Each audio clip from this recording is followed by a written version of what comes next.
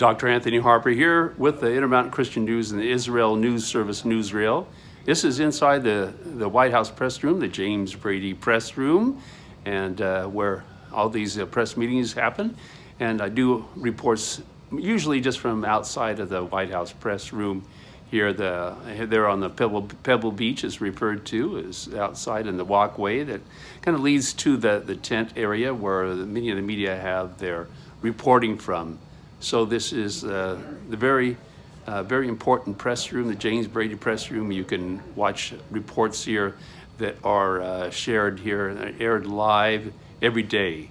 Check out the White House website, and through YouTube you can find these White House press meetings. Also in the press room, you'll see actually on our YouTube channel several of my questions that I've been asked, I've been called upon to ask questions not only about Israel, but other Christian concerns regarding human rights issues, about child's right to life, and so much more. So check out our YouTube channel. It's the name of it's InterMountain Christian News. You can see some of my questions that have happened here in the James Brady press room over a span of 12 years. First question was getting called on in 2012 during the Obama administration. Blessed again today to, at the State Department, ask very important questions that regard Israel. And the spokesman, Matthew Miller, is very kind and gracious and to call upon me, very professional. He calls upon me every day there to ask questions on behalf of a lot of Jewish and Christian people. But today I had several questions regarding Israel. And the first question was dealing with the attempt in putting pressure on Prime Minister Netanyahu, the Israel Prime Minister, to accept a Palestinian state to divide Israel. Now, I was asking the spokesman, Matthew Miller, to respond to the Israel Prime Minister Netanyahu and evangelical Christians that oppose Palestinian state to divide Israel in light of that Jewish scripture, Joel 3:2, of the warning of doing that. Joel 3:2, you can look it up, it states, "For God enters into judgment in the Valley of Jehoshaphat, the nations that scatter his people and divide up his land."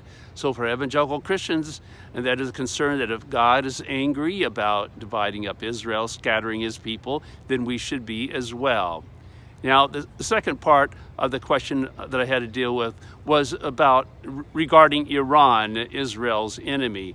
So if Iran hears about, and if Israel agrees to a Palestinian state, is it very likely that Iran will back down, will give up their aspirations to totally annihilate Israel?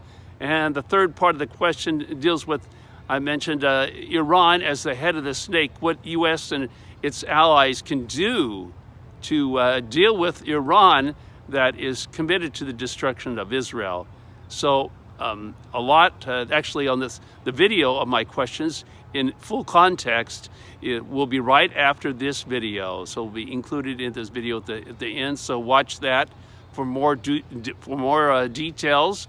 So Israel is so key, so important to a lot of evangelical Christians that support Israel in a big way. Like there's a really large group, it's called Christians United for Israel. You can check out their website. CUFI is often referred to, CUFI.org. So C for Charlie, U for umbrella, F as Frank, and I as internet. So CUFI.org. You can get some more information about this issue, what is so important of a concern, like I said, for so many evangelical Christians. There's a lot to learn about Israel, and to learn more about why Christians support Israel, just look at that website, CUFI.org, and you'll learn a lot more there. And finally is the issue of Israel being taken to court, the International Court at The Hague. And this is regarding South Africa's attempt to, and making their case in condemning Israel, accusing them of committing genocide. Now the argument is baseless. The Israel attorney speaking very eloquently in defense of Israel makes it very clear that clear genocide happened when Hitler was attempting to exterminate the Jewish people from Germany, but also his desire to exterminate Jewish people from around the world. So at the Holocaust Museum, Yad Vashem, they do have the phrase "never again," but also there's the issue of the Amalekites. There's been criticism of the Prime Minister Netanyahu because he mentioned the Amalekites. And for your information, the Amalekites were the ancient enemy of Israel that wanted a total destruction of the Jewish people, reminding me a lot of Hamas in their very brutal behavior and vicious attacks on Israel. So the Israel Prime Minister Netanyahu has been criticized for making reference to the Amalekites, and people accusing him for calling for the genocide of the Palestinians, when that's not what was really happening.